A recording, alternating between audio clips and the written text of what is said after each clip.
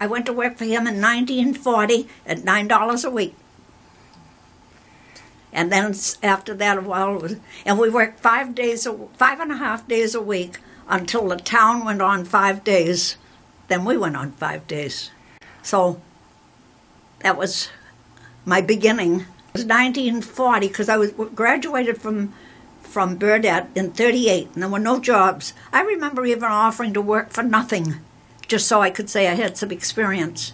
I used to go in. I got through school in February, and my dad bought me student tickets on the train. So I went in every day for 2 months just looking for work. And I remember telling someone that I would work for nothing, just so I could say I had. Then I went to work in the summertime at the beach, waiting on table down at Situate. And we worked I lived there 7 days a week, $1 a day, and room and board. No days off. I didn't think anything about it. Then in the rush season at the, the first one is a rush season at the tax collector's office. Everything then had rush seasons. They asked Mr. Burrell if I could go down to leave the second year, if I could leave at the 1st of August, to go to work at the town hall. The second year, I went back and worked at the town hall, and then Mr. Chuckles had an evening office at Duncan McKellar's insurance office, and I worked for Duncan McKellar in their rush season.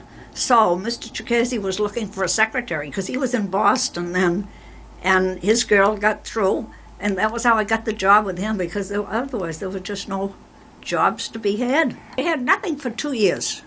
I graduated from Burdett in 38, and I went to work in 1940 for a regular job. I did everything. I had a lady that worked for Norfolk County Health, and so they had records they wanted typed, and so I did that for a while, and things like that. But I had no job for 2 years. I started doing that in 72. I don't know, I guess they wanted someone, and I said I'd try it. But I was always interested in the cemetery because part of the cemetery was my dad's garden. I'm still doing it. And they they could clean out you could put them in a field, or I would say down back in that field, and they would get every root out of that. Home from church, and the pig had got out. And Dad figured that probably somebody was looking for it for me. They'd take it, raise it, and kill it, like he was going to. And we went everywhere, and the man down the street finally located him.